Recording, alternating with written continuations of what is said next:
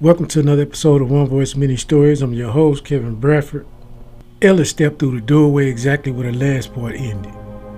The floor vibrated underneath his foot, a steady control signal running through the concrete.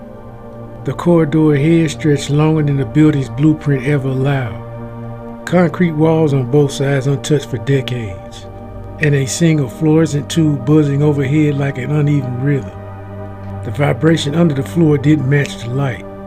It was slower, more deliberate. He lifted the recorder. There's a vibration under the floor. Unknown source. He moved deep into the corridor. It shouldn't have existed. No maintenance access, no storage, no crawl space entry.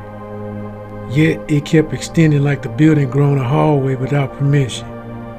At the midpoint, he reached the metal door without no markings. No signage, just a rusted handle and frame that looked recently disturbed. He pushed it open. Inside was a chamber tall enough to stand in. Rows of industrial units lined the wall, each one wired directly into the concrete. None of them was running, but each one gave off a faint mechanical hum, low and uniform. Green indicator lights paused on their front panels in perfect synchronization. The temperature dropped. The air-filled process filtered, stripped of anything natural. The hum blended into a single continuous tone, engineered and precise. He stepped forward, the center unit the longest one in the room, reinforced with metal brackets and wrapped in old wire. A handwritten tag hung from the handle. Model 7, do not activate. He leaned in closer. The vibration under the floor intensified. This episode is brought to you by Organdon Crawl Space Commercial Dehumidifier. If your business has moisture issues, odors, or hidden dampness, Organdon fixes it fast with professional upgrade system built to last. Protect your space, choose Organdon. Ellis circled the central unit slowly.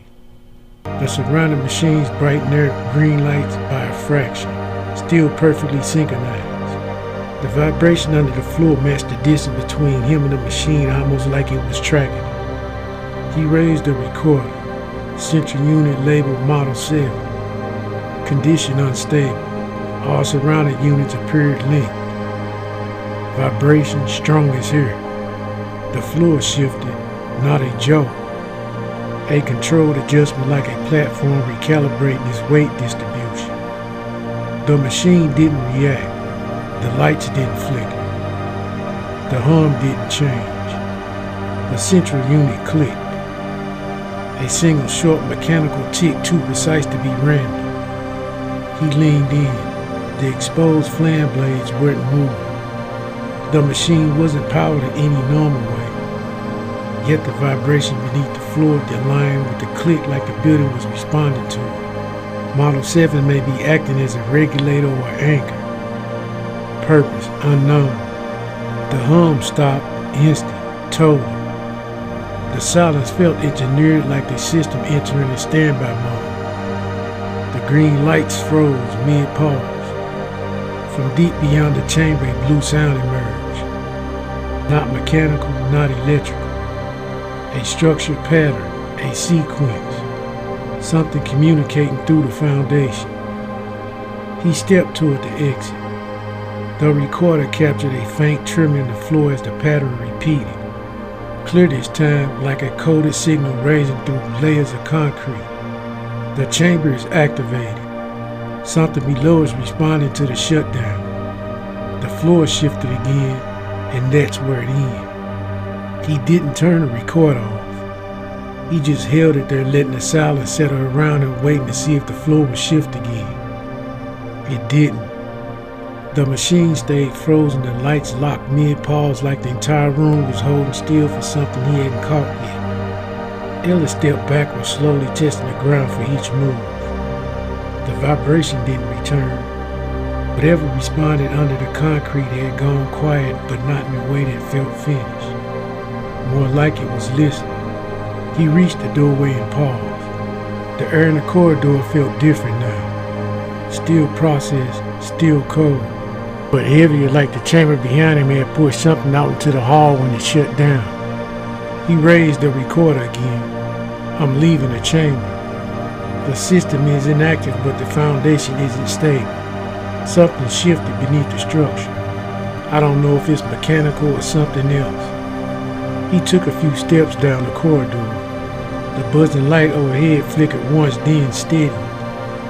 The vibration didn't return, but the concrete felt tense under his feet, like the building was bracing for a signal that hadn't returned yet. Halfway back to the door he entered from, he stopped. There was a new sound, not from the chamber, not from the machines, not from the floor. It came from a wall to his right, deep inside it behind the concrete, like something moving through space that shouldn't exist.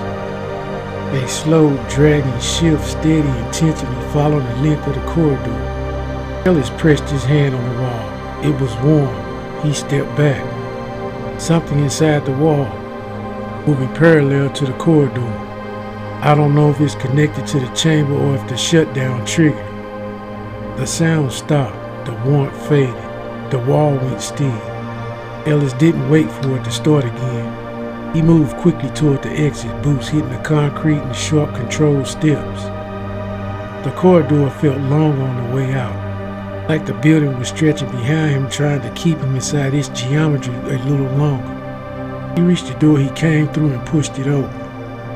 The hinges groaned louder than before, echoing down the hallway like a warning. He stepped through and pulled the door shut behind him. The vibration didn't follow.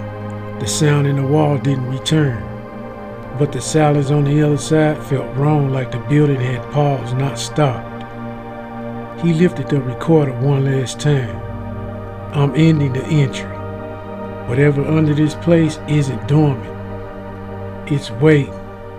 He clicked the recorder off and walked away without looking back. Thank you for listening to another episode of One Voice Mini Stories.